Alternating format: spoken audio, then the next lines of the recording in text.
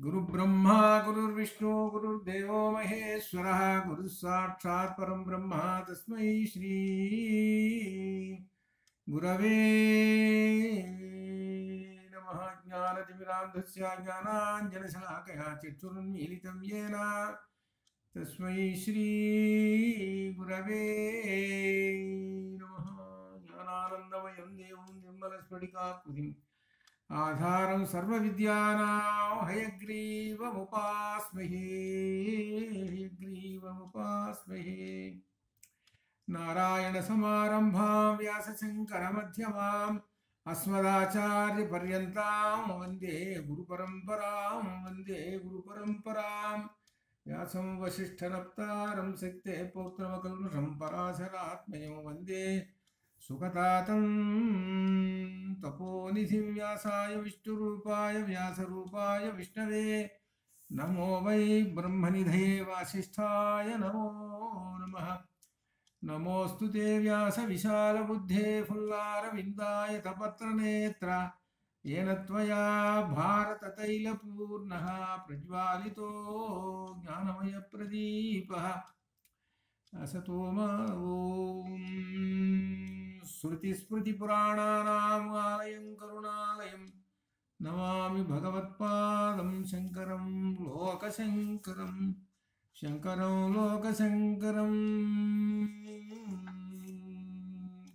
पुरदिन्दुविकासमन्दहासात् पुरदिन्दीवरलोचनाभिरामाम् अरविन्दसमानसुन्दरास्याम् अरविन्दासनसुन्दरीम् उपासे।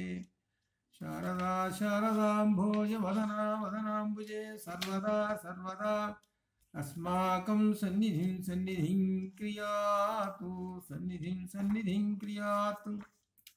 विश्वन्दर्पणदृश्यमाननगरी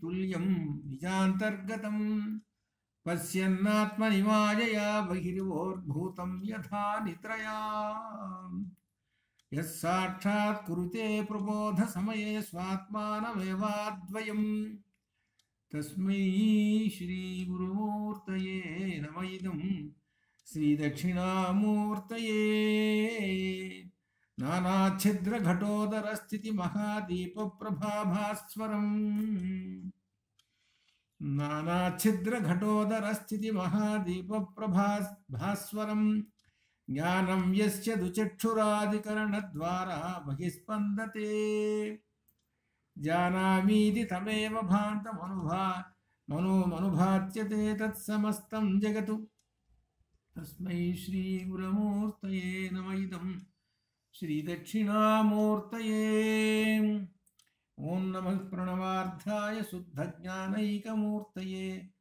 निर्मलाय प्रसन्नाय दक्षिणामूर्तये नमः। ఈ దక్షిణామూర్తి స్తోత్రంలో సమస్త ఉపనిషత్తు జ్ఞానమంతా పెట్టేసేశారు దీనిలో దక్షిణామూర్తి స్తోత్రంలో. కాబట్టి దక్షిణామూర్తి స్తోత్రాన్ని మనం ఒక 2 క్లాసులు 3 క్లాసులు పడుతుంది. అది ఎప్పుడో ఏ సందర్భంలోనూ మనం దాన్ని పూర్తి చేద్దాం. అది ఈ దక్షిణామూర్తి స్తోత్రం ఒక విశేషమైనటువంటిది అన్నమాట. దక్షిణామూర్తి స్తోత్రం అది. ఇకపోతే ఇవాళ బ్రహ్మసూత్ర భాష్యే ఉపసంహార దర్శనాధికరణే ఉపసంహార దర్శనాధికరణే విశేషం అత్ర అస్తి. धेनुः यथा संकल्पमात्रेण क्षीरं स्रवन्ति धेनुः इति गोः तथा विधेन ब्रह्ममेव संकल्पमात्रेण जगत्कारणं जगत् सृष्टिं कर्तयति जगत् सृष्टिं तथा विधेन ब्रह्मणा अत्र पूर्वपक्षादि विशेषाने ब्रह्मणः केवलं संकल्पमात्रेण जगत्कार्यं भवति यथा धेनोः इति। अत्र कुलाः मृण्मयपात्राणि అనేకాని వివిధాని రూపాణి నిర్మితవాన్ యథా కులాలः తథా విధేన బ్రహ్మణः అనేక రూపాణి అర్థాత్ జగత్ సృష్టిం కార్యం భవతి తథా విధేన అత్ర పూర్వపక్షాది సూత్రేణ పూర్వపక్షం యథా కులాలः చక్రం దండం ఇత్యాది సాధనానేన మృణ్మయపాత్రాన్ని నిర్మితవాన్ కులాలుడికి వాడికి దండము చక్రము ఇటువంటి వస్తువులు ఉంటేనే కానీ నిర్మించలేడు. కేవలం ఉపాదాన కారణమైన మట్టి ఒక్కటే అక్కడ ఉన్నంత మాత్రాన మృణ్మయ పాత్ర నిర్మించలేడు. వాడికి సాధనాలు కావాలి. సాధనాలు అంటే చక్రము దండము ఇంకా ఏవో వాడు తెచ్చిపెట్టుకుంటాడు. వాడు అవి ఉంటేనే కానీ ఆ పాత్రలు వాడు తయారు చేయలేడు. ఆయనతో పోలీసు చెప్పారు కదా, మరి నమ్మకంలోనే చెప్పావు కదా, నమ్మకంలోనే కులాలేభ్యో కర్మారేభ్యశ్చవో నమో నమో అని చెప్పావు కదా, నమ్మకంలోనే ఆ పరమాత్మని కులాలుడితోటి పోల్చి చెప్పావు కదా. కాబట్టి కులాలుడికి చక్రము దండాలు కావాలి, అట్టనే పరమాత్మకు కూడా సాధనాలు కావాలి కదా. సాధనాలు ఉంటేనే కదా ఈయన బ్రహ్మ సృష్టి చేసేది. ఇది అత్ర పూర్వపక్ష. అయితే ఇక్కడ దీనికి సమాధానానికి ఏం చెబుతున్నాడనంటే, సహజంగా ఆవు తన సంకల్పం మాత్రం వలన పాలిస్తుందండి అని చెప్పారు. అంటే తన మనస్సులో అనుకుంటుంది, ఏమని పాలు ఇచ్చేసేయాలి అని అనుకుంటుంది. పాలు ఇచ్చేసేయాలి అనుకునేటప్పటికల్లా ఆ సంకల్ప మాత్రమున ఆ పాలు వచ్చేసేస్తాయి అని చెబుతున్నాడు. అట్లనే బ్రహ్మ కూడా సంకల్ప మాత్రము చేతనే, అందుకనే బ్రహ్మణ సత్య సంకల్ప అని ఒక చోట మనకాడ వచ్చి లక్షణాలు, బ్రహ్మకు ఉన్నటువంటి లక్షణాలు. కాబట్టి సంకల్పం అట్లా అనుకుంటాడు, అనుకోగానే వెంటనే అన్నీ వచ్చేస్తాయి. ఆయనకి వస్తువులు ఏమీ అక్కర్లేదు. అందుకని నారాయణ ఉపనిషత్తులో ఆయన మొట్టమొదట అకామయత అని ఒక పదం ఉపయోగించేసేసాడు. అథ నారాయణు అకామయత ప్రజా సృజేయతి అన్నాడు. అకామయత అనంటే సత్య సంకల్పం కలవాడు, సత్యకామనలు కలవాడు కనుకనే ఒక్కసారి మనసులో అట్ట అనుకునేటప్పుడు వచ్చినాయి. అది ఇంకా సాధనాలు ఏం అక్కర్లేదు. ఆయన అందరూ వచ్చేసేసారు. మొత్తం జగత్ సృష్టి అంతా వచ్చేసేసింది. ఈ జగత్ సృష్టి అంతా వచ్చేసింది కదా. అయితే ఇక్కడ ఏం చెబుతున్నాడంటే, గోవుని ఉదాహరణ తీసుకున్నాడు. అంతక్రితం దాకా మనకు ఎలా చెప్పుకుంటూ వచ్చాడంటే, కులాలుడు ఉదాహరణతో చెప్పుకుంటూ వచ్చాడు. కులాలుడు ఎట్లయితే నిర్మిస్తుంటాడో మృణ్మయ పాత్రలు అట్లా అనండి అని చెప్పాడు. అనేటప్పటికల్లా ఇక్కడ వెంటనే పూర్వపక్షం వేసేసాడు.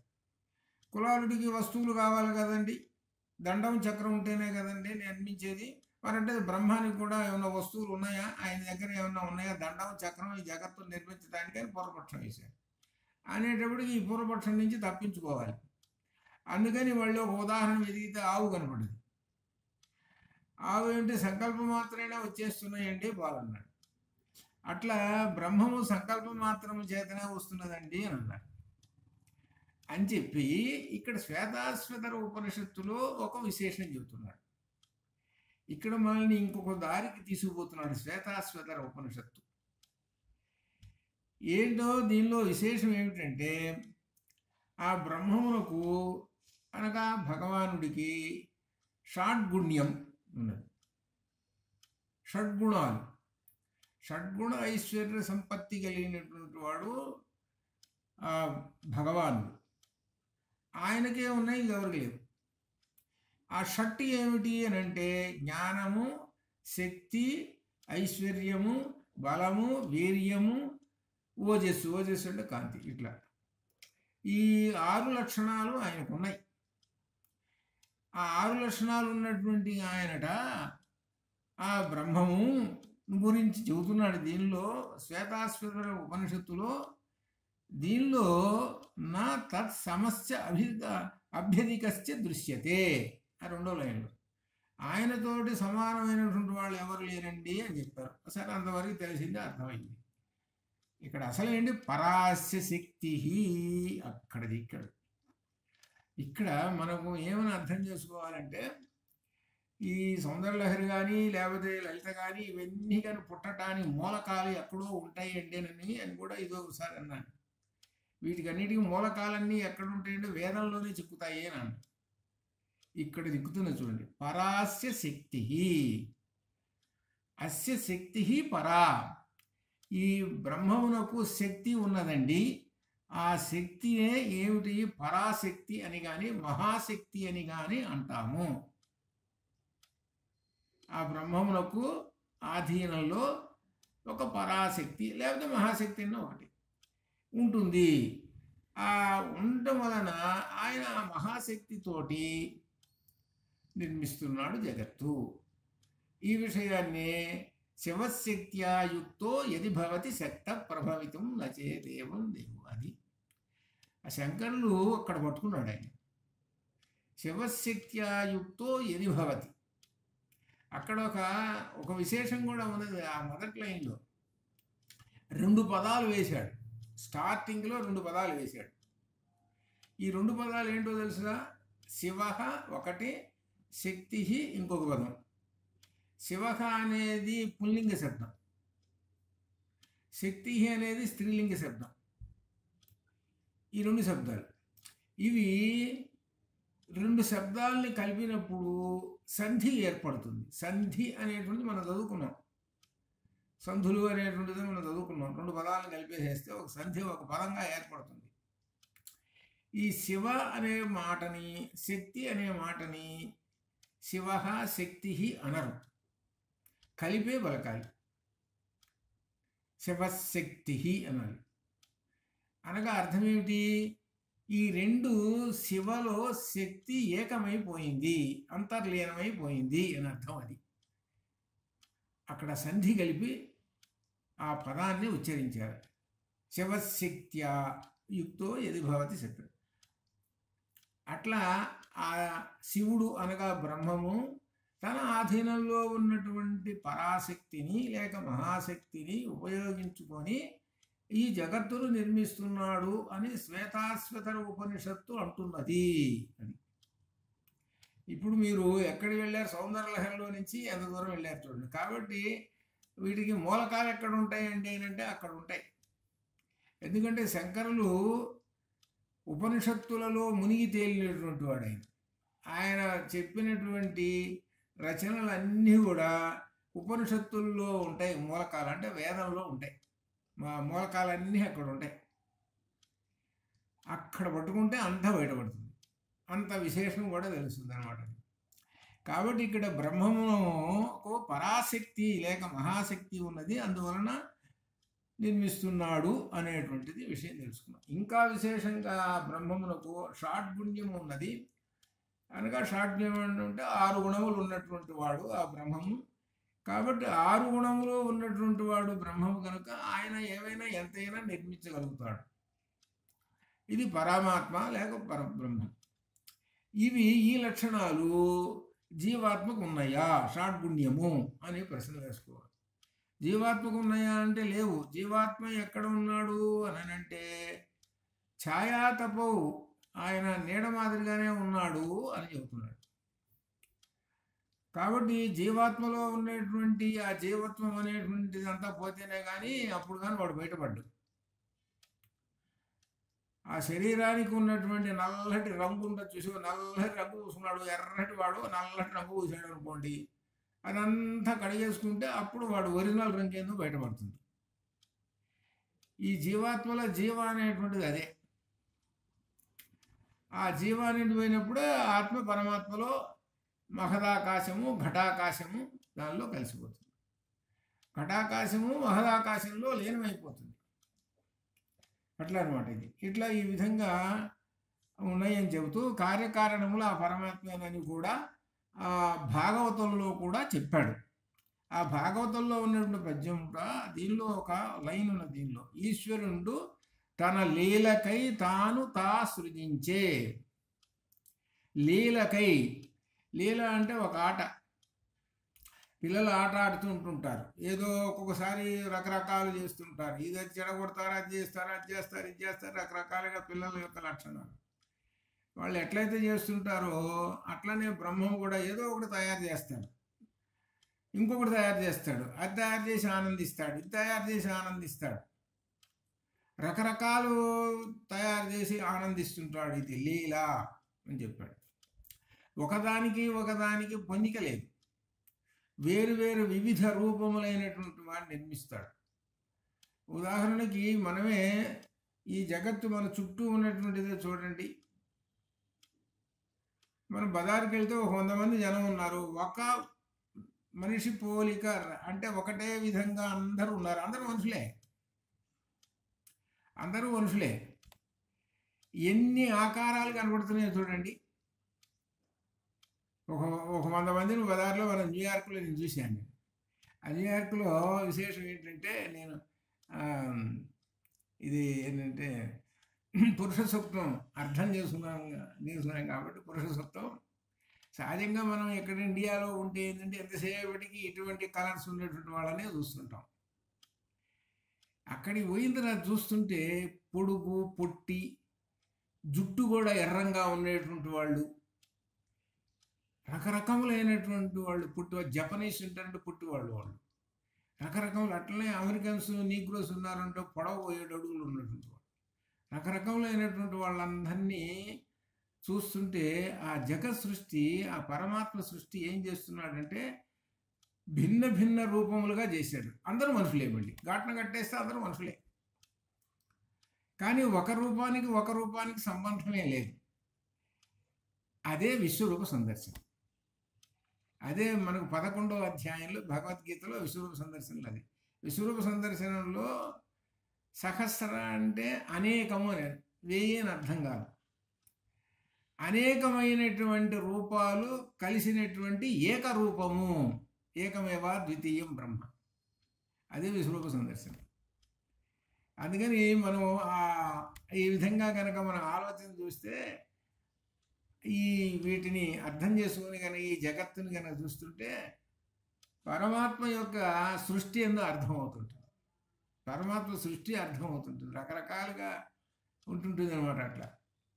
అట్లా అందుకని ఈశ్వరుడు తన లీలకై సృజించాడు అని చెప్పాడు. అట్లా నీ విధంగా చెబుతూ దీనిలో ఆద్యంతాలు ఉన్నటువంటి వాడు ఇవన్నీ సహజంగా అందరూ చెబుతూనే ఉన్నారు. గుణాలు ఆ విధంగా ఉన్నాయి, త్రిగుణములు ఈ విధంగా, మౌరాకాశములు ఇవన్నీ ఈ విధంగా ఉన్నాయని జనరల్గా చెప్పే మాటలే దీనిలో కూడా చెప్పేశాడు. అది ఇక్కడ విశేషం ఏంటంటే తన లీలకై సృష్టిస్తుంటాడు ఆయన యొక్క ఆధీనంలోనే సమస్తము ఉన్నది. సర్వం కల్విదం బ్రహ్మ. ఈ సమస్తమైనటువంటిది ఆయన ఆధీనంలోనే ఉన్నది అని అంతటితో చెప్పి 159వ సూత్రంలో ఇంకొక మాట, ఇంకొక పోలికలు చెబుతున్నాడు. ఏం చెబుతున్నాడు? దేవాది వదపి దేవ ఆది వత్. దేవ ఆది దేవతలు మొదలగునటువంటి వారి వత్ వలే అపి కూడా లోకం ఉన్నది అన్నాడు. ఈ సూత్రం ఏమిటంటే అర్థం దీనిలో చెబుతున్నారు శంకరులు. దేవతలు ఆది అన్నాడు. ఆదిలంటే దాని అర్థం ఏంటి? దేవతల దగ్గర నుంచి భూమి మీద ఉండేటువంటి చివరి ఉండేటువంటి ప్రాణుల దాకా అని అర్థం చేసుకోవాలి ఆది శబ్దం వల్ల. ఏమిటంటే ఉదాహరణలో సాలెపురుగు తీసుకున్నాడు. ఈ సాలెపురుగు ఏం చేస్తున్నది అంటే అది ఏంటంటే గూడు పెట్టేసేస్తుంది. ఆ గూడు పెట్టేసేసి ఏం చేస్తుంది? చివరికి అదే లాక్కుంటుంది. ఇది మనకు ఉపనిషత్తుల్లో కూడా వచ్చింది. యథోర్ణనాభి వచ్చింది అక్కడ. అలా ఆ సాలెపురుగు చేస్తుంది. అట్లనే దేవతలు వాళ్ళ యొక్క లోకాలు సృష్టించుంటారు.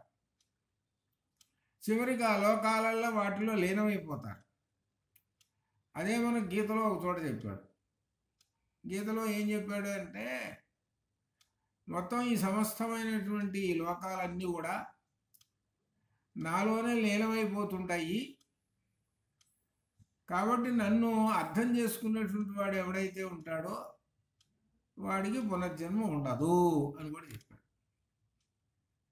ఈ సమస్త లోకములన్నీ కూడా అన్నీ దానిలోనే బ్రహ్మలోకం, విష్ణులోకం, రుద్రలోకం అట్లా లోకాలన్నీ కూడా లీనమైపోతూ ఉంటాయి నాలోనే. నాలో నుంచే వస్తుంటాయి. నాలో నుంచి వస్తున్నాయి అని అంటే సౌందర్యలహరిలో మూడో లైన్,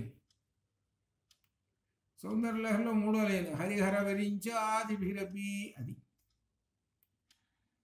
నా తనలో నుంచే హరిహర విరించి బ్రహ్మాది దేవతలు వచ్చారు. వాళ్ళు ఎవరయ్యారంటే త్రిగుణాలు. వాళ్ళు త్రిగుణాలు. ఆ త్రిగుణాలు ఆ మహాశక్తి లోపల కలిసింది. కలిసేటప్పటికి ఈ త్రిగుణములు పరమాత్మతోటి కలిసి ఒక రూపం పొంది హరిహర విరించే దేవతలుగా వచ్చేసారు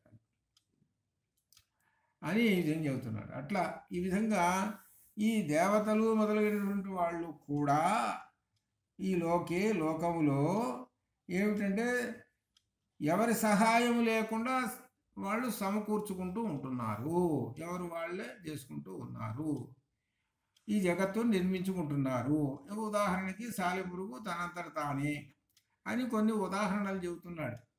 ఈ లోకంలో ఉన్నాయి కొంగలు ఉన్నాయి. ఆ కొంగలు పురుష సంయోగం లేకుండానే సంతాన ఉత్పత్తి అని చెబుతున్నారు. అట్లా నెమలి కూడా అంటారు. ఎంతవరకు నిజమో కరెక్టో కానీ మనకు తెలియదు. కానీ అంటారు కానీ అది కరెక్ట్ అయింది కాకపోవచ్చు. కొంగలుట ఈ విధంగా మనకు దీనిలో చెప్పారు. కొన్ని మనకు కనపడుతూనే ఉంటుంటాయి. ఇవన్నీ పురుష సంయోగం లేకుండా ఇప్పుడు ఉన్నటువంటి కోళ్ల ఫారాలు ఇవన్నీ అవేగా ఉండేటువంటి అవన్నీ ఒక ఉదాహరణగా చూస్తుంటాయి. కాబట్టి అలా కనపడుతూ ఉన్నదండి మనకు. ఇంకా సరస్సు చూస్తుంటే సరస్సులో పద్మలత ఉంటుంది.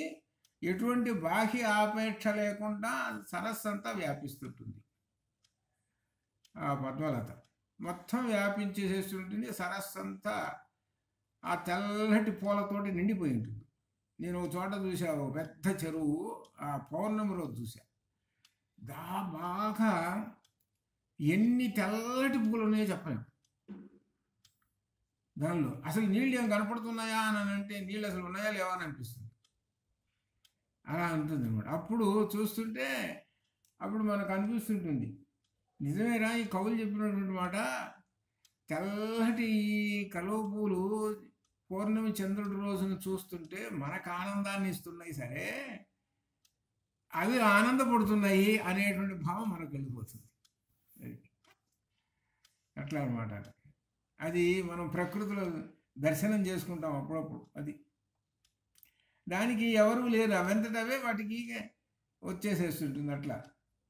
కాబట్టి ఇటువంటి ఉదాహరణలతో పోల్చారు. కాబట్టి ఈ విధంగా కాబట్టి అయితే ఉదాహరణలతో పోల్చారు. కాబట్టి ఏదైనా ఉదాహరణతో పోల్చాలి అని అంటే ఉన్నతమైన దానితో పోల్చాలి సహజంగా. కానీ కొంగలతోటి పద్మలతలతోటి బ్రహ్మాన్ని పోల్చడం అనేటువంటిది బాగుండదు. అది నీచ ఉపమ అంటారు. నీచ ఉపమ కరెక్టే, కానీ అటువంటి వాటితో పోల్చకూడదు. ఉపమాలంకారం ఎప్పుడు చూసినా కానీ ఉన్నతంగా ఉండాలి.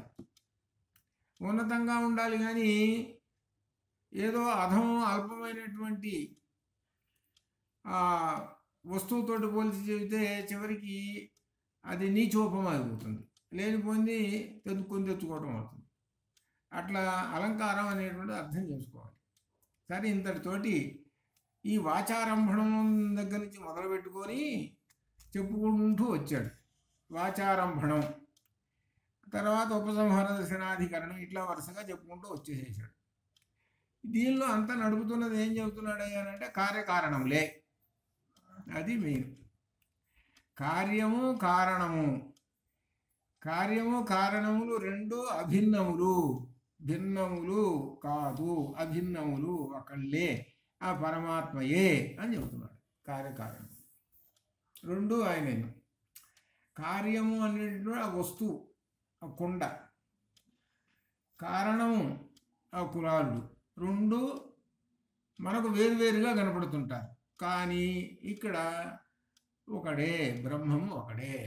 కార్యము ఆయనేను, కారణం. కాబట్టి ఈ జగత్తు కార్యము, అది బ్రహ్మము. ఆ బ్రహ్మము నిర్మించినటువంటి ఆ జగత్తును నిర్మించినటువంటి ఆ బ్రహ్మము కూడా ఆ జగత్తులోనే ఉండిపోయినాడు. ఆ జగత్తులోనే ఉండిపోయినాడు. ఆ జగత్తులో ఉండిపోయినాడు కనుకనే ఈ జగత్తు నిలబడి ఉన్నది. ఎప్పుడైతే ఆయన జగత్తులో నుంచి బయటకు వచ్చేస్తాడో అప్పుడు జగత్తు నిలబడదు. దారం ఉంటేనే కానీ పూసలన్నీ నిలబడవు. అప్పుడు ఒక అందం వస్తుంది. దారం తెగిపోయింది అనుకోండి, అప్పుడు పూసలన్నీ కింద పడిపోతాయి. అప్పుడు ఉన్నటువంటి ఆకారం ఇదంతా పోతుంది. అలానే పూసల్లో ఉన్న దారం వల్లే బ్రహ్మము జగత్తంతా నిండి ఉన్నాడు. అందుకనే సర్వం కల్విదం బ్రహ్మ. ఆయనే సృష్టించాడు, ఆయనే ప్రవేశించాడు. విశ్వం విష్ణు, అదే దీనిలో మొట్టమొదట విష్ణు సహస్రనామాల్లో అక్కడి నుంచే ప్రారంభం చేశాడు. ఈ జగత్తు నాదేను, ఈ జగత్తులో ప్రవేశించాను, నాది కాబట్టి నేను ప్రవేశించాను. నా ఇల్లు నేను కట్టుకున్నాను కనుక నేనే కూర్చుంటాను, ఇంకోటి ఎందుకు కూర్చోవాలి అని మనం అనుకోవటంలా. అట్లనే బ్రహ్మము కూడా ఆయనే ఈ జగత్తును సృష్టించాడు. ఆయన సృష్టించడానికి ఏమిటి, ఆయన దగ్గర పరాశక్తి మహాశక్తి ఉన్నాయి. ఆ శక్తుల వలన ఈ జగత్తునంతటిని నిర్మించాడు. నిర్మించి ఆయనే పోయి కూర్చున్నాడు. ఆయనే పోయి కూర్చునేటప్పటికి ఆ నిర్మించిన జగత్తుకి కాంతి వచ్చింది. కాంతి వచ్చింది. కాంతి అంటే వెలుగు. ఆ జగత్తుకి కాంతి వెలుగు వచ్చేసింది. ఇప్పుడు ఉదాహరణకి మన శరీరం ఉంది. మన శరీరం ఇట్లా ప్రకాశమానంగా ఉంది. ఆ ప్రకాశమానంగా ఉన్నటువంటి ఈ శరీరానికి లోపల ట్యూబ్ లైట్ లాగా వెలిగిపోతున్నాడు. ఆయనే బ్రహ్మము. ఇదే మంత్రపుష్పం నారాయణ సూక్తంలో వస్తుంది. దేహం ఆపాదతలమస్తక, నారాయణ సూక్తంలో దేహం ఆపాదతలమస్తక అంటే పాదం దగ్గర నుంచి శిరస్సు వరకు ఆ బ్రహ్మము నిండి ఉన్నాడు అని దానిలో చెప్తున్నాడు. ఆ బ్రహ్మం ఎలా ఉన్నాడు ఏమిటో అంత వివరంగా దానిలో నారాయణ సూక్తంలో వచ్చింది. కాబట్టి మన శరీరం అంతా ఉన్నది. కాబట్టి ఈ శరీరంలో ఎప్పుడైతే ఆ బ్రహ్మం తొలగిపోయినాడో, పక్కకి వెళ్ళిపోయినాడో, బయటకు వచ్చేసేసాడో, అప్పుడు ఈ శరీరము సంగతి ఏమిటి? అదే నిన్న నా శంకర విజయం రాస్తుంటే ఒక సందర్భం వచ్చింది. ఏమిటంటే శంకరాచార్య స్వామి వారు, ఆయన తల్లి ఆర్యాంబ ఉన్నారు. శంకరాచార్య స్వామి వారు చదువుకొని వచ్చేసేసాడు. చదువు అయిపోయింది, వచ్చేసాడు. ఇంటికి వచ్చాడు. ఇంటికి వచ్చి తల్లికి సేవ చేస్తున్నాడు. తల్లికి సేవ చేస్తుంటే తల్లి ఒక రోజున మిట్ట మధ్యాహ్నం సందర్భంలో 12 నదికి వెళ్ళింది నీళ్ళ కోసం. వెళితే మిట్ట మధ్యాహ్నం అది ఎండకి కాస్త తట్టుకోలేకపోయింది, రాలేకపోయింది. ఈ విషయం వచ్చి చెప్పారు శంకరాచార్య స్వామి. చెప్పేటప్పటికి శంకరాచార్య స్వామి వారు తల్లి ఇంత బాధపడుతున్నదేనని ఆయన గంగాదేవిని ప్రార్థించి, అమ్మ మా ఇంటి దగ్గరికి రా వచ్చేసేయనంటే ఆ గంగా నది ప్రవాహం ఇంటి ముందుగా ప్రవహించింది. అంటే తల్లి కోసం ఆయన చేసినటువంటి మొట్టమొదటి మహిమ అది. తల్లి కోసం చేసినటువంటి మొట్టమొదటి మహిమ అది. సరే, చిన్నప్పుడు 5వ ఏటలోనే ఒక ఇంటికి వెళ్ళాడు భిక్ష కోసం. చదువుకునే రోజుల్లో ప్రాచీన కాలంలో గురువు దగ్గర ఉండేటువంటి శిష్యులుట భిక్ష కోసం పోవాలట. అంటే ఎవడన్నా వాడే సంపాదించుకోవాలి. వాడికి టైం ఇస్తాడు, ఇన్ని గంటల నుంచి ఇన్ని గంటల దాకా భిక్షరా మీకు అని. అంటే ఊళ్ళోకి వెళ్ళి ఆ ఇళ్ళ ముందు నిలబడి ఆ జోలు పట్టుకొని నిలబడి భగవతి భిక్షాందేహి అన్నాడు. అని అంటే ఆ ఇంట్లో ఉన్నటువంటి ఆమె వచ్చి ఈ పండ్లు లేకపోతే అన్నం ఏదో ఆ జోలలో వేస్తుంది. దాన్ని మధుకరము అని అంటారు. అది తెచ్చుకొని తినాలి.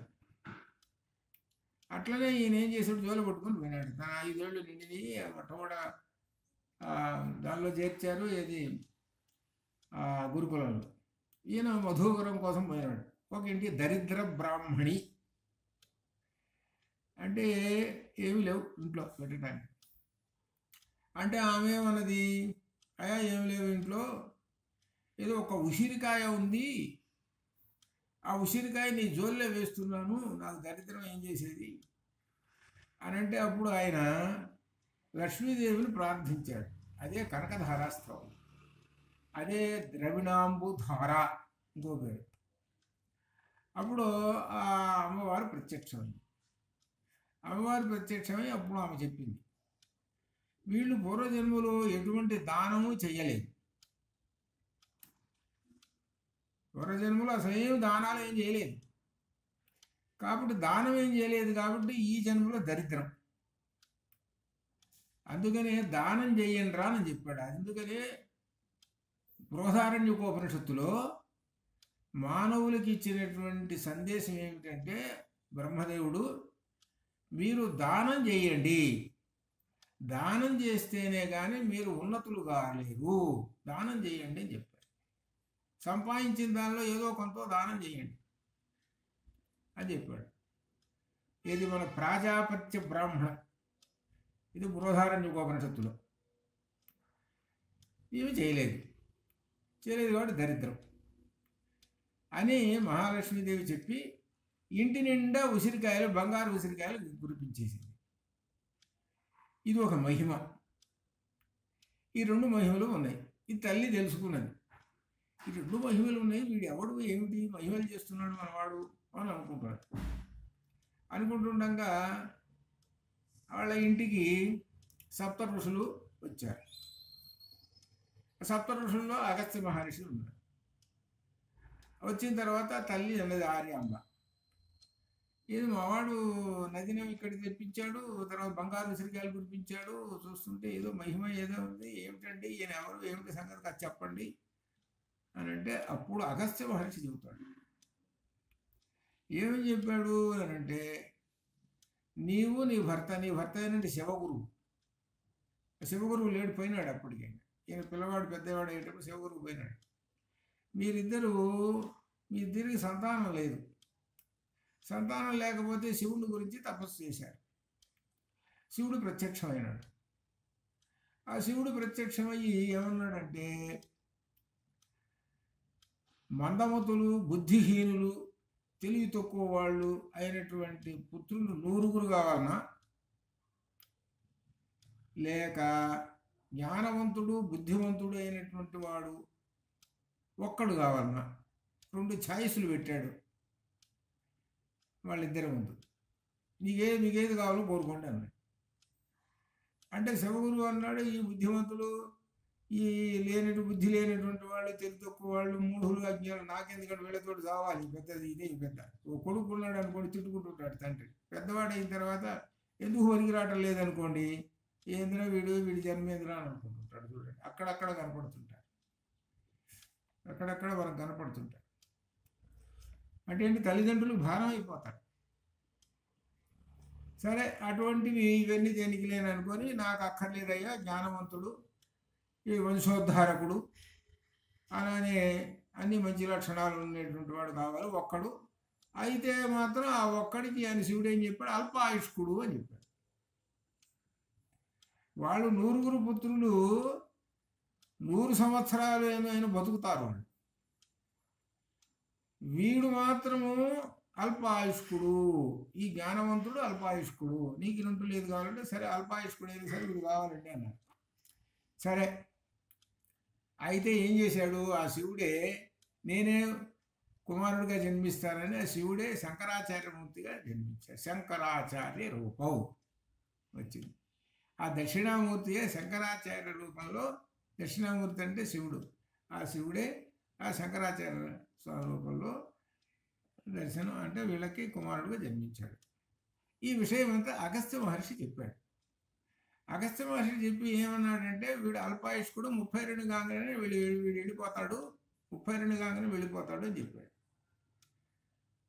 అనేటప్పటికి తల్లి పక్కన ఉండి చెప్పి వెళ్ళిపోతారు వాళ్ళు. తల్లి ఏడవటం మొదలుపెట్టేసింది. తల్లికి గుర్తు చేశాడు. తల్లికి వాళ్ళందరికీ తల్లికి చెప్పాడు కదా, మొట్టమొదటి పుట్టక ముందే ఆ శివుడు చెప్పాడు కదా, ఇప్పుడు గుర్తు చేశాడు. తల్లి ఏడుస్తూ కూర్చుంది. వీడు 32కే పోతాడే అని. అప్పుడు శంకరాచార్య స్వామి వారు ఓదారుస్తాడు. జాతస్య హి ధ్రువో మృత్యు ధ్రువం జన్మ మృతస్య చ తస్మాద్ అపరిహార్యార్థే నత్వం శోచితుం అర్హసి. ఈ జనన మరణ చక్రం అనేటువంటిది సహజం అందరికీ, దాని గురించి అనుకోవాల్సిన పని లేదు. ఒకళ్ళు ముందు ఒకళ్ళు వెనక, అంతే, ఇంకేం లేదు. అందరూ నడుస్తూనే ఉంటారు ముందుకి. దీనిలో గమ్మత్తు అదే, అందరూ ముందుకు నడుస్తూనే ఉంటుంటారు. ఎక్కడికి పోతున్నారయ్యా వీళ్ళందరూ అంటే మరణ చక్రంలోకి పోతున్నారు. ఎక్కడి నుంచి వస్తున్నారయ్యా? మరణ చక్రంలో నుంచి వస్తున్నారు. అంతేనో ఏమీ లేదు అని చెబుతూ ఒక విశేషమైనటువంటి చెప్పారు. అదేమిటనంటే ఈ శరీరం అనేటువంటిది అమేధ్యము. అమేధ్యం అంటే అర్థం ఏంటి? అపవిత్రం. మనం సంకల్పం చేసుకుంటూ దేవుడి దగ్గర కూర్చున్నప్పుడు నీళ్ళు దగ్గర పెట్టుకొని అపవిత్రం పవిత్రవా అని మొదలు పెడతాం. అపవిత్రం పవిత్రవా పైకి నీళ్ళు చల్లుకుంటాం, ఈ శరీరం మీద చల్లుకుంటాం. అనగా ఏంటి? ఈ శరీరము అపవిత్రమైనది, దానిని పవిత్రం చేయండి ఏ పరమాత్మ అని అన్న. అది దీనిలో అర్థం. అమేధ్యము అంటే ఈ శరీరం అపవిత్రమైనటువంటి. ఇంకా విశేషాలు చెప్పుకుంటూ వచ్చేసారు. దుర్గంధము. వాడు వారం రోజులు అయిందండి స్నానం చేయక. ఇట్లా చెప్పే పని లేదు. ఇంకా ఈ శరీరం గురించి చెప్పాలంటే ఒక 10 లక్షణాల దాకా ఉన్నాయి. పనికి మాలిన శరీరం ఇది. ఇటువంటి శరీరంలో ఆ పరమాత్మ ఉన్నంతకాలం వీడు డ్యాన్స్ వేస్తుంటాడు. వివిధ కార్యక్రమాలు కానీ నాకు ఒక్కోసారి అనిపిస్తుంటుంది, మీరు ఆ అగ్నిలో చూస్తున్న నృత్యాలు చేసేటువంటి వాళ్ళు, చక్కగా సంగీతం పాడేటువంటి వాళ్ళు కొంతమంది ఏంటంటే వాళ్ళు పాడుతుంటే మమేకం లీనమైపోయి తలకాయ పూడు కూర్చుంటారు. నాకు అనిపిస్తుంటుంది లోపల ఈ శరీరంలో పాడుతున్నది ఎవరండి? ఎవరు పాడుతున్నాడు? ఈ డ్యాన్స్ వేస్తున్నది ఎవరు? ఈ నృత్యం ఇదంతా ఆ పరమాత్మ చేస్తున్నాడు. ఆయన యొక్క లీల ఇది. ఆయన ఈ పాట పాడుతూ ఈ సంగీతం, ఈ త్యాగరాజ స్వామి కీర్తనో లేకపోతే ఏదో ఒకటి ఇటువంటివి వాడుతూ, అందుకనే అది మనకు ఆర్య శతకంలో చెప్పాం. పంజరంలో ఉన్న చిలుక బయటకు వచ్చింది, గళపంజర సుఖి. అప్పుడు మనం చెప్పుకున్నాం, గుర్తుందో లేదు. ఈ విధంగా సంగీతం పాడుకునేటువంటి వాళ్ళకి ఇట్లా అనిపిస్తుంటుంది బ్రహ్మం యొక్క లక్షణాలు అని. మనకి ఈ బ్రహ్మవేత్త అలా ఆలోచిస్తాడు.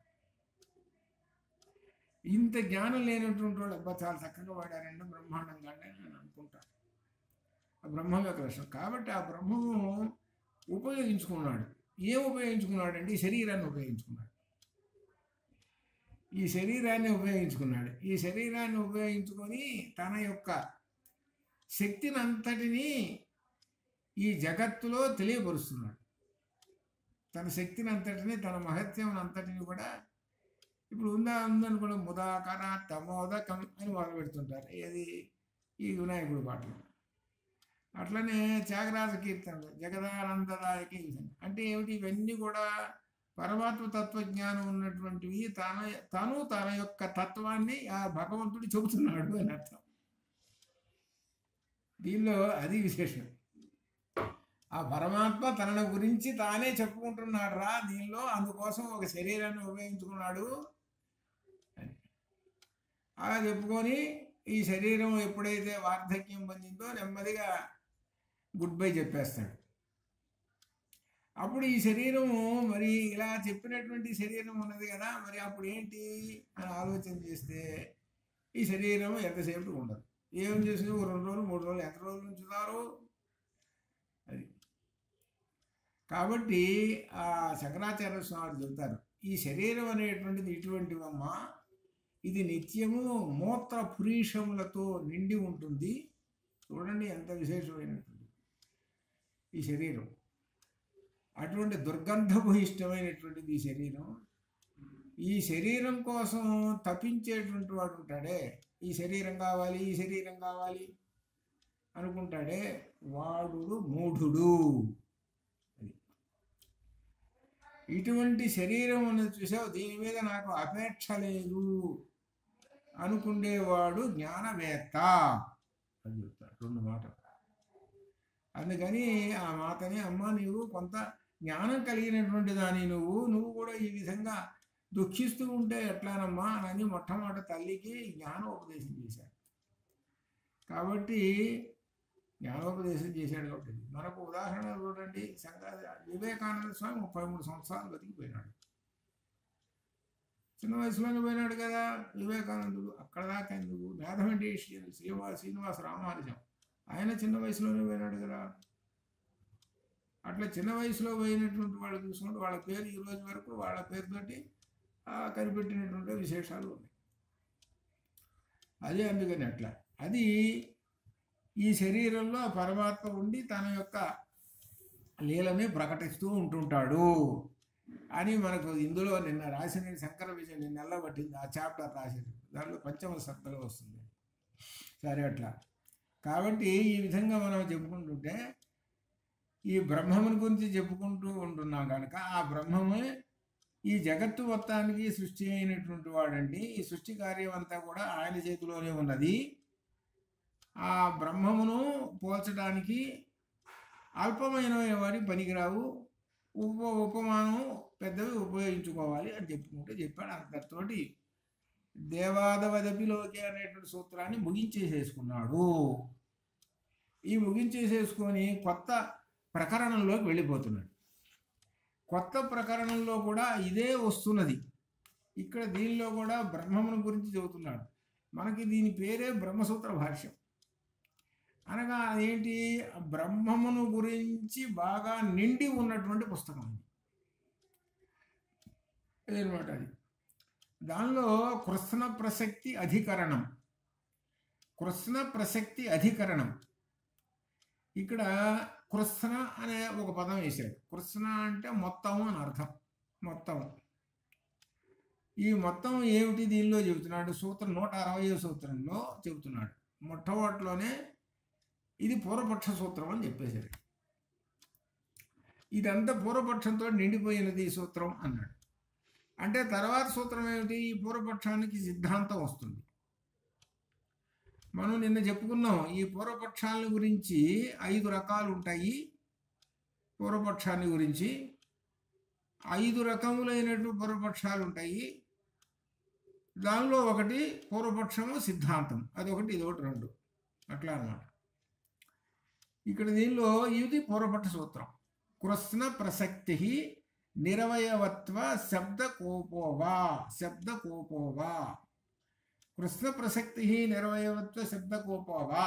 కృష్ణ ప్రసక్తి అవయవములు లేని బ్రహ్మము మొత్తము క్షీరాదుల వలె పరిణామం చెందునని అంగీకరించినచో బ్రహ్మము పరిణామం చెందాలి కదా.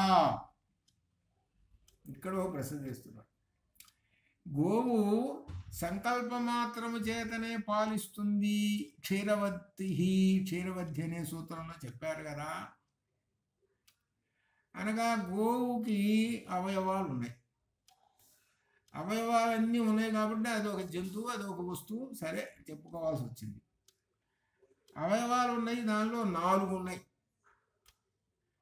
4 వేదాల వలె 4 ఉన్నాయి. ఆ పాలు వచ్చేటువంటి అవయవం 4 నుంచి పాలు వస్తూ ఉంటుంటాయి. దానికి అవయవాలు ఉన్నాయి. దానికి ఆ అవయవములు ఉన్నాయి కాబట్టి అట్లనే బ్రహ్మములో కూడా అవయవాలు ఉన్నాయా సృష్టించడానికి అని ప్రశ్న వేస్తున్నాడు. నువ్వు అంత క్రితం చెప్పావు కదా, గోవు ఏ విధంగా సంకల్పం మాత్రమేనా క్షీరవత్తు అని చెప్పావు కదా, అట్లా బ్రహ్మం సృష్టిస్తున్నాడు కదా అని చెప్పావు కదా అని చెబుతున్నాడు. దానికి నిరవయవత్వ శబ్దకోపగా బ్రహ్మము అవయవములు లేని చెప్తే శబ్దాలకు విఘాతం కలుగుతుంది. బ్రహ్మమునకు శబ్దకోప అంటే శబ్దముల వలన శబ్దకోప బ్రహ్మము అవయవములు లేని చెప్పే శబ్దాలు విఘాతము. బ్రహ్మమునకు అవయవములు లేవు అని చెప్పటం అనేటువంటిది కొన్ని పదాలు ఉన్నాయి. ఆ పదాల్లో ఏమర్థం వస్తుంది అని అంటే బ్రహ్మమునకు ఎటువంటి అవయవాలు లేవు అని వస్తుంది, మనకు రాబోతుంది. అవయవములు ఏవీ లేవు. అవయవములు ఏవీ లేవు కనుక సృష్టి చేస్తున్నాడు అని కూడా చెబుతున్నాడు. ఆ నిరవయవి అనేటువంటి ఆయన సృష్టి చేస్తున్నాడు అని చెబుతున్నాడు. అయితే ఇక్కడ చెప్పేది ఏంటంటే అసలు పూర్వపక్షం వీళ్ళు వేసే ప్రశ్న ఏంటంటే బ్రహ్మము నిరవయవై అని చెబుతున్నారు, అయితే సృష్టి ఎట్లా చేస్తున్నాడు? సృష్టి ఎట్లా చేస్తున్నాడు? దానికి దీనిలో చెబుతున్నాడు బ్రహ్మము చేతనము ఏకము అద్వితీయము అవయవములు లేనటువంటిది క్షీరాదుల వలె పరిణామం ఉన్నదని అంగీకరించినచో బ్రహ్మము మొత్తం పరిణామం చెందవలెను. క్షీరాదుల వలె అంటే గోవు వలె. ఆ విధంగా కాకుండా బ్రహ్మము అవయవములు కలది అని అంగీకరించినది మూల సిద్ధాంతం అనక విహారం. లేదండి బ్రహ్మానికి అవయవాలు ఉన్నాయి అని అంటే అసలు మొత్తం పోతుంది, బ్రహ్మసూత్రమే మొత్తం పోతుంది, బ్రహ్మమే మొత్తం తప్పు అయిపోతుంది. బ్రహ్మమునకు అవయవాలు ఉన్నాయి అని అంటే గోవుకు అవయవాలు ఉన్నాయి కాబట్టి పాలిస్తున్నదండి సంకల్పం మాత్రమేనా? అట్లా నువ్వు బ్రహ్మంతో పోల్చి చెప్పావు కదా, మరి ఇంకేం బ్రహ్మానికి అవయవాలు ఉన్నాయా? మరి ఇది ప్రశ్న పూర్వపక్షం.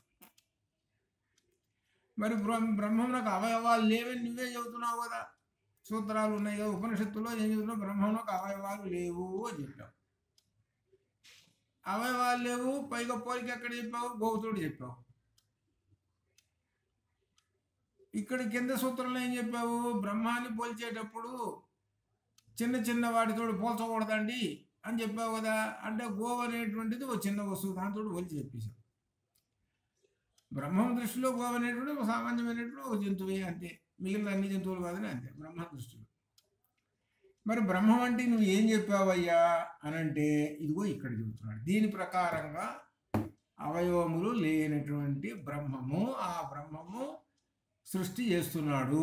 అవయవములు లేని ఇదిగో చెబుతున్నాడు. నిష్కలం, ఈ మూడో పేరాలో నిష్కలం, నిష్క్రియం, శాంతం, నిరవధ్యం, నిరంజనం అని శ్వేతాశ్వేత ఉపనిషత్తు ఇది చెప్పాడు. ఈ లక్షణాలు ఉన్నాయి. అంశములు లేనిది అంటే అవయవాలు లేనిది, క్రియలు లేనిది, ప్రశాంతము, నిర్దుష్టము, నిరంజనము అని విధంగా. ఇంకా నారాయణ ఉపనిషత్తులో నిష్కలో నిరంజనో నిర్వికల్పో నిరాఖ్యాత శుద్ధ ఏకో దేవ అని చెప్పాడు. నిష్కలహ నిరయం వరుసగా చెప్పుకుంటూ వచ్చాడు. భగవద్గీతలో నిర్దోషం హి సమం బ్రహ్మ అని చెప్పేసాడు. ఇవన్నీ చెప్పుకుంటూ ఇక ఆ ముండకోపనిషత్తులో కూడా ఈ విశేషమైన చెప్తూ అసలు బృహదారణ్యోపనిషత్తులో పక్క పేరాలో ఉందండి. ఎన్ని చెప్పాడో చూసుకోండి. దీనిలో బ్రహ్మముని గురించి ఇది ఇంపార్టెంట్. మనకు అవన్నీ కొన్ని చెప్పారు. బృహదారణ్యోపనిషత్తులో యాజ్ఞవల్క్య మహర్షి చెబుతున్నాడు 214 పేజీల పేరాలో అస్థూలం, అస్థూలం అనణు, అహ్రస్వం, అదీర్ఘం, అలోహితం, అస్నేహం, అఛాయం, అతమః, అవాయు, అనాకాశం, అసంగం, అరసం, అగంధం, అచక్షు, అశ్రోత్రం, అవాకు, అమనః, అతేజస్కం, అప్రాణం, అముఖం, అమాత్రం, అంతరః బాహ్యం న తదశ్నాతి కించన తదశ్నాతి కశ్చన. ఎన్ని చెప్పుకుంటూ వచ్చేసాడు ఆ యాజ్ఞవల్క్య మహర్షి బ్రహ్మాన్ని గురించి చెప్పుకుంటూ వచ్చేసాడు. లోపల లేనిది, వెలుపల లేనిది, అంతర్బహిశ్చ నారాయణ అని ఒక చోట చెప్పారు. నారాయణుడు అంటే పరమాత్మ. పరమాత్మ మనలో ఉన్నాడు, బయట ఉన్నాడని అక్కడ అర్థం. ఇక్కడ అర్థం ఏమిటి? ఆ బ్రహ్మం అనేటువంటి ఆయనకి లోపల ఏ శక్తి లేదు, బయట ఏమీ లేదు. లోపల ఏమీ లేదు, బయట ఏమీ లేదు. మనకంటే లోపల నారాయణుడు ఉన్నాడు, బయట జగత్తులో నారాయణుడు ఉన్నాడు. కానీ ఆ బ్రహ్మం అనేటువంటి వస్తువుకి లోపల ఏమీ లేదు, బయట ఏమీ లేదు అని చెబుతున్నాడు. అసలు దీని ప్రకారంగా చూస్తుంటే బ్రహ్మం అనే పదార్థం అర్థమవుతుందా? బ్రహ్మ పదార్థం ఒకళ్ళు ఒక నాస్తికుడు ఒకసారి ఒక ప్రశ్న వేశాడు.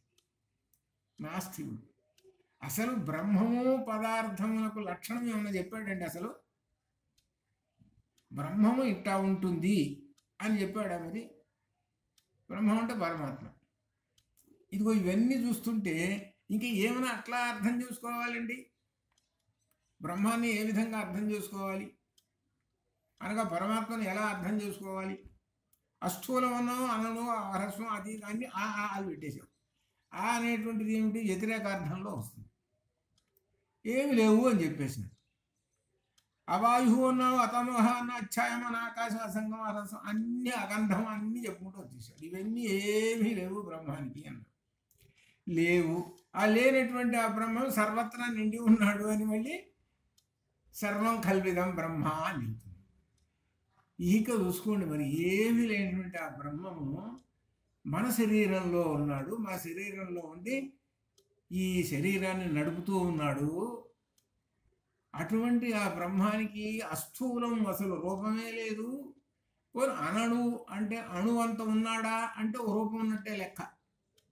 అయ్యా అణువంత ఉన్నాడు అంటే ఒక రూపం అంటే అణు అంటే ఏదో చిన్న భూతద్దంలో పెద్ద భూత చేతో అట్టంటనే కనపడతాడు. అది కూడా కాదండి అని చెబుతారు. అటువంటి ఆ బ్రహ్మము మన అందుకనే ఏం చెప్పారనంటే దేహమాపాదతల మస్తక. ఏది మన నారాయణ సూక్తంలో ఆ వేడి ఉన్నది చూశారు. మన శరీరంలో 98.4 ఉన్నది వేడి. ఆ వేడి ఉండటానికి ఎవరు అని అంటే బ్రహ్మము. ఆ బ్రహ్మము అగ్ని రూపంలో ఉండి ఆ వేడిని కదిలిస్తూ, అనగా ఇప్పుడు మన కారు నడుస్తున్నది అనుకోండి, దానికి వేడి ఉంటేనే కదా కారు పోయేది. వేడి అంటే పెట్రోల్ పోస్తాం, పెట్రోల్ నుంచి వేడి వస్తుంది, పోతుంటుంది, లేకపోతే పోదు. అట్లే మనకి 98.4 ఆ శరీరంలో బ్రహ్మం ఉన్నంతకాలం ఆ వేడిని ఆపాద మస్తకము పెట్టేసేసి ఆ వెలుగును పెట్టేసేసి బండి నడుపుతూ ఉంటుంటాడు. అది ఆ రూపం ఏమన్నా ఉన్నదా? లేదండి అని చెబుతున్నాడు. అప్రాణం అతేజస్కం అముఖం అమాత్రం అబాహ్యం, బయట లేదు లోపల లేదు. ఈ విధంగా బృహదారణ్యోపనిషత్తులో చెప్పినటువంటిది అనమాట. కాబట్టి పరిణామ స్వరూపంలో బ్రహ్మమును అనిత్యము నాశనము అని అంగీకరించినచో అజహ అమరహ ఇత్యాది శృతివచనాలు వ్యర్థము అవుతాయి అని ఈ విధంగా చెబుతున్నారు. కాబట్టి దీన్ని మరలా రేపు వచ్చేటువంటి దానిలో అనగా సోమవారం నాడు ఒకసారి రెఫర్ చేసుకొని మనం తర్వాత దానికి మనం అప్పుడు వెళ్దాము. అంతవరకు తర్వాత మాట్లాడుతున్నాం.